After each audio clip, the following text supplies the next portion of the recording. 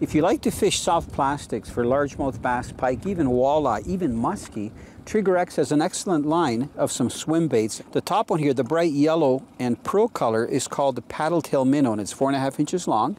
And the one just below it here is called a stump hopper. It's the one that's that natural color. Now, both of these work well whether you use them as trailers, as I have on a large spinner or spinner bait, or if you fish them on just a very large worm hook, whether it's weighted and unweighted. But what the tip I want to give you is picking the actual hook. See this hook that I have here? It's not like a normal worm weight. You can see it has a little corkscrew device, which is ideal because you actually screw the soft plastic on there. So I'm going to show you. You literally take that. It kind of pivots around on its own. You take the head of your swim bait right in the middle and literally turn it, and right away that corkscrew device catches onto it, and you go down, not all the way, you let a little bit of the corkscrew device hang out, and then the next step is to put the hook in the right spot through the plastic so that it lays straight. In this case, I want the hook to actually be exposed because these pike are very aggressive.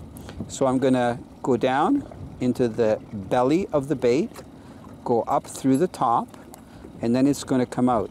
So that's set perfectly. You can see that it's straight on there. We don't have any kind of a curvature.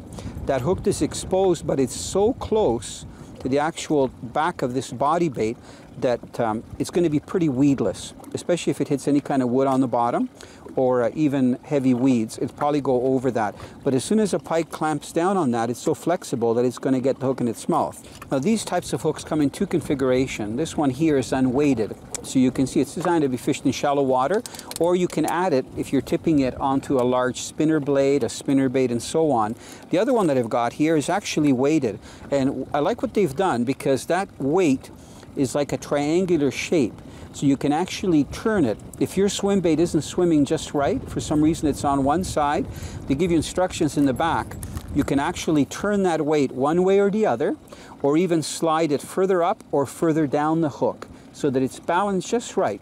Because the way you want these swim baits to come through the water is naturally. You want the belly down and the back like that on top. So they're coming through like a real fish, and all the action really comes from the back. This tail, because it has a paddle tail, slaps back and forth, and it seems to be irresistible to fish.